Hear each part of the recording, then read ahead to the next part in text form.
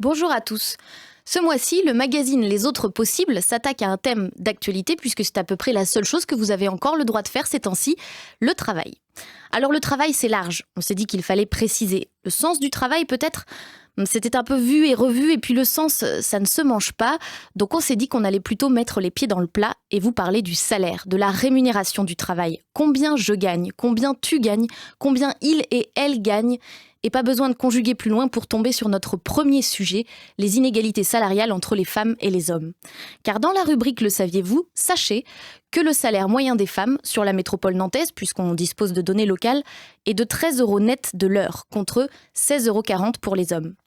Un rapide calcul que même une femme peut faire nous indique donc une différence de 3,40 € à la fin du mois pour 35 heures semaine, ça fait 476 € en moins. D'une façon générale, on parle de 20 à 25% en moins pour les femmes selon les études. Alors, petit point méthodologique, car avec des chiffres, on mettrait tout et son contraire en bouteille. Pour calculer cet écart moyen, tous les salaires sont pris en compte, qu'il s'agisse de temps plein ou de temps partiel, de postes d'ouvriers, de cadres, tout.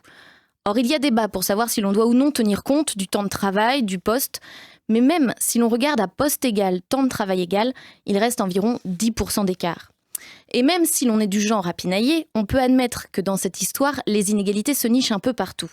Parce que la répartition du temps de travail ne se fait pas au hasard, 80% des temps partiels sont féminins.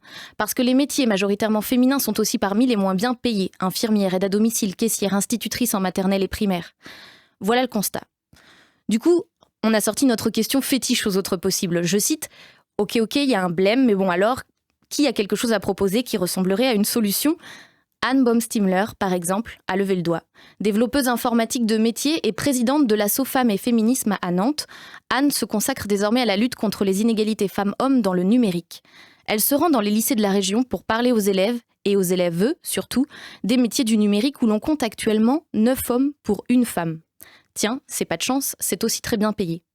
Alors, Anne raconte aux élèves comment ça a commencé le numérique, comment une femme, Ada Lovelace, a inventé le premier code informatique en 1843, comment les femmes étaient majoritaires dans le métier après la Seconde Guerre mondiale quand il s'agissait de monter les premiers ordinateurs, de les câbler dans la continuité du travail des dactylos. Elle leur montre même une pub qui passait dans le Cosmopolitan à l'époque pour recruter des informaticiennes. Et puis, elle raconte comment tout a changé peu à peu, et surtout dans les années 80, quand les premiers ordinateurs domestiques ont été mis sur le marché.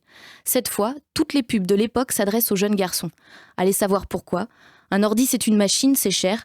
On ne va quand même pas le mettre entre n'importe quelle main. Autrement dit, ce que fait Anne, c'est travailler sur l'orientation professionnelle, l'un des leviers à activer pour résorber les inégalités salariales entre les femmes et les hommes. Un levier parmi d'autres, et on vous les présente dans les autres possibles de ce mois de novembre. Ça se passe au dos du numéro et c'est sous forme d'une bande dessinée. De l'autre côté, on est allé voir des coopératives qui appliquent, elles, l'égalité salariale. Tous pour un salaire et le même salaire pour tous. On a aussi posé nos questions à une sociologue du travail, auteure d'un livre intitulé « Travail gratuit, la nouvelle exploitation ?»